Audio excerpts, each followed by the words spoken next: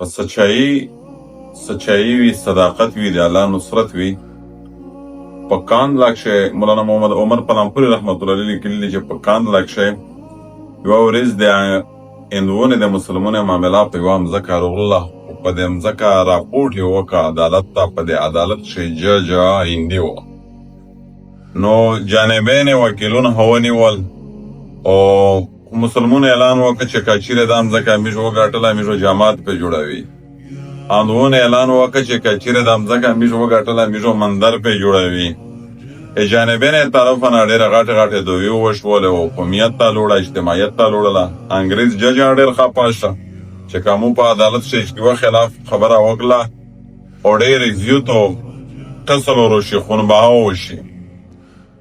نو دې انګریز جج ته هندوونو یې تجویز ورکړه چې یاره دا مسله پسپونډ کا، ملتوی کا، بل تاریخ ورکړه. د غلام د مسلمانو یو غټ پېشوا یو عالم دی مولانا عاشق الهی بخش صاحب.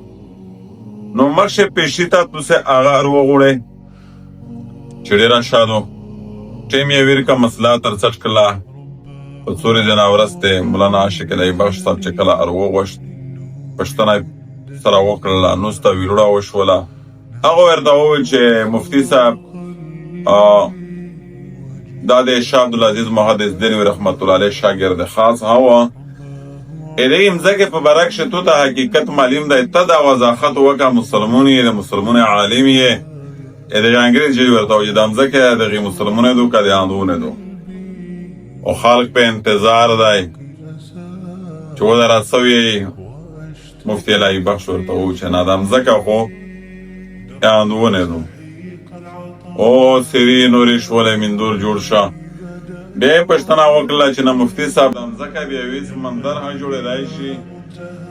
ده ورته وفرمیل چې یوره ملکیت دی ده شه، بیا مندر ویلی نه شي پرې جوړېدلی. ملکیت دی ده خپل واک یې دی، مندر هم پرې جوړولی شي.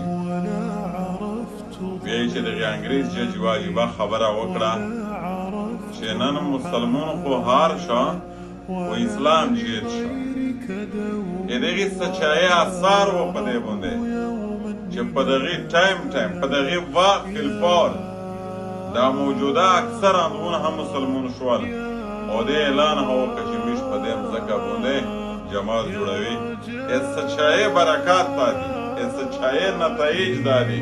الصدق ينجي والكذب يهلك. سچ وي، رښتیا وي. ډېرې تیارې ووي، ډېرې غرینه وي، چې کله صداقت وي رب ذوالجلال والاکرام ذات نصرت و بې شامله.